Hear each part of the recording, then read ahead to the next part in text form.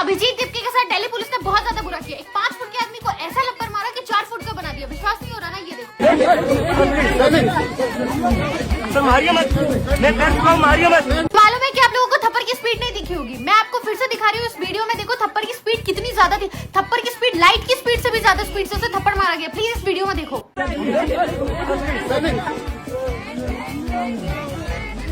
मारिए मत, मारिए मत। बेसिकली इसने कोई चाटा नहीं खाया। वो पुलिसमैन का जूता बहुत ज्यादा गंदा, तो ये जूता चाट के रिवॉल्यूशन लाना चाह रहा था। जूता चटना।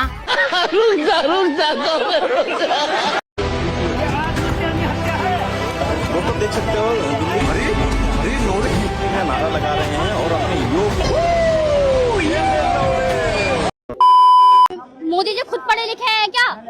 उन्हें परीक्षा का पी नहीं आता होगा, एजुकेशन का ई नहीं आता होगा और बकवास करने के लिए आ जाते हैं। बुरा ना माने, बट क्या आपको नीट का एग्जाम फुल फॉर्म पता है आपको? क्योंकि आप भी यहाँ पे आए हो नीट का मुद्दा उठाने के लिए। क्या आप नेशनल एलिजिबल करके कुछ फुल फॉर्म है, ठीक है। फुल लाइक अभी मैंने याद की थी बट भूल गई, वो बात अलग है, ठीक है। ओके, वो भी छोड़ते हैं। जैसे कि आप कौन से बोर्ड से पढ़ती हैं यहाँ पे? CBSE board. आपको CBSE का फुल फॉर्म पता है? चलिए ठीक है, वो भी मैंने मान लिया। जैसे कि आपको नहीं पता है, लेकिन इसका मतलब ये तो नहीं है कि हम कहेंगे कि नहीं आपको पता नहीं है तो आप छात्र नहीं हो, है ना? Yes exactly. अंदर टाइट है और पूरी टीम बनाकर आए थे। उन्होंने पापा भी हमला किया और मुझे बहुत ज्यादा चोट लग रही है। गले में खिचखिच, विक्स की गोली लो, खिचखिच दूर करो। आप अपने मैं नहीं मानती हिंदू भाई, बिल्कुल नहीं मानती हिंदू। अस्सलामुअलैकुम। हौसला बुलंद करो, सुनने की ताकत रखो। सिर्फ यहाँ पे खड़े होकर भीड़ में बचवा लगाने के लिए नहीं आए।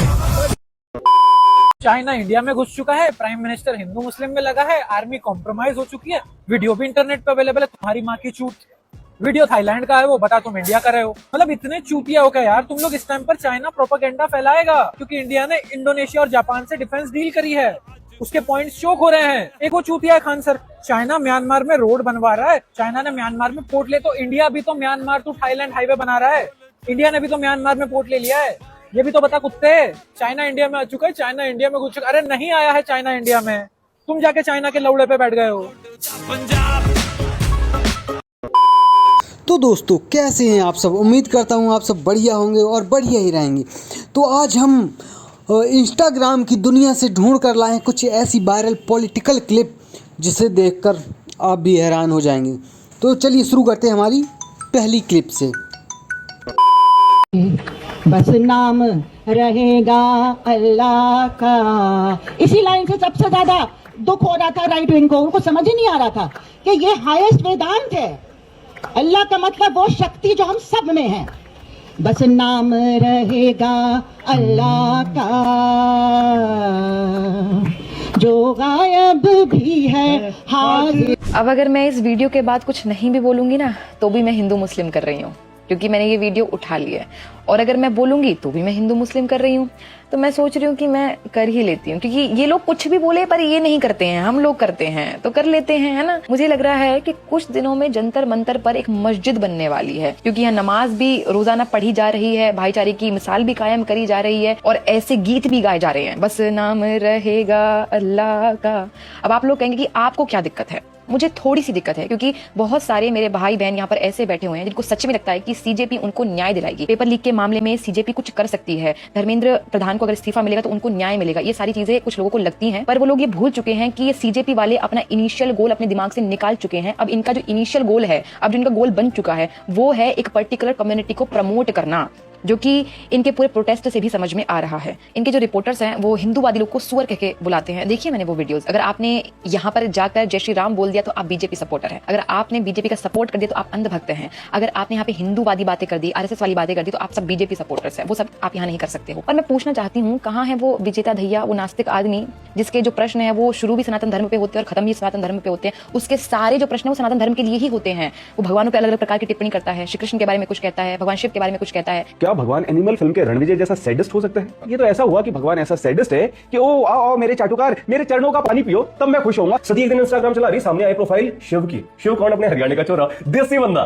तो सती तो फुल इम्प्रेस यार, क्या कूल बंदा है। बोली डैडी मुझे तो इसी से शादी करनी है। अब ये नहीं बोलेगा, यहाँ पे तो भाईचारा नजर आ रहा होगा ना। मुझे समझ नहीं आता क्यों हर कोई एक पर्टिकुलर कम्युनिटी को खुश करने में लगा हुआ है। क्यों हर जगह चालू हो जाते हैं, हर प्रोटेस्ट में चालू हो जाते हैं। इनके अलग से अगर कोई प्रोटेस्ट बनेंगे तो उनमें सबसे पहले एक कम्युनिटी को प्रमोट किया जाता है, सपोर्ट किया जाता है। क्यों? मैं तो अंधभक्त हूँ, मैं तो हिंदू मुस्लिम करती हूँ, आप बता दीजिए मुझे। नमस्ते, जय श्री राम। दूसरे से नफरत करते हैं, दैट इज कॉल्ड ब्राह्मणवाद, है ना। बट ब्राह्मण जो है वो एक अपना अपने आप की एक कौम है जिसको आप मान रहे हैं, एक्सेप्ट कर रहे हैं और जिसके तहत आप सब कुछ कर रहे हैं। बट अगर आप सामने वाले को दिखा रहे हैं कि आप दलित हो, शूद्र हो, नीच जात हो, तो वो ब्राह्मणवाद है। तो मैं ब्राह्मणवाद के खिलाफ बोलती हूँ, ब्राह्मणों के नहीं। पहली बात, मेरे ब्राह्मण बहुत सारे दोस्त हैं, तो ब्राह्मणवाद जो कम है। दोगले प्रधानमंत्री को कोई सपोर्ट कैसे कर सकता है? मतलब जनता से कहते हैं सोना मत खरीदो, विदेश घूमने मत जाओ, ये मत करो, वो मत करो, और खुद भाषण देने के अगले दिन जाकर मनोरंजन के लिए एक एयर शो देख रहे हैं साहब। विक्टोरिया के प्रीमियम और मेरे मित्र प्रधानमंत्री जी के सम्मान में आप सब अपने मोबाइल फोन की फ्लैश लाइट बजा के इनको सम्मानित कीजिए। इनके सम्मान में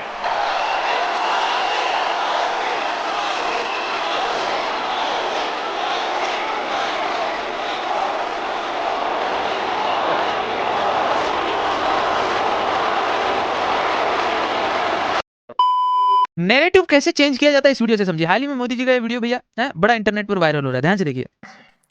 पिछले साल 26 जनवरी को भारत ने अपना गणतंत्र दिवस धूमधाम से मनाया। 26, 2 और 6, 2 + 6 = 2 + 6 = 8। ये कहां से आया? ये 8 वाला नैरेटिव कहां से आया? फिर से समझिए, एक और बार आगे एक और मोदी जी उदाहरण देते। और मेरे मित्र का जन्मदिन भी 17 है, 1+। ये 8 का नैरेटिव आता है। अब यहाँ पर भैया चालू हो गया logic 0, confidence 100, Indian Republic day on 26 January and 2 + 6 = 8, Indonesian president one day 17, 7 + 1 = 8। This is same. अरे बाबा, ये नैरेटिव स्टार्ट होता है पहले जब इंडोनेशियन प्रेसिडेंट भाषण दे रहे थे। क्या दे रहे थे कि मेरा खुशनसीब हूं मैं, इंडोनेशिया की जनता ने मुझे 8वां प्रेसिडेंट बनाया।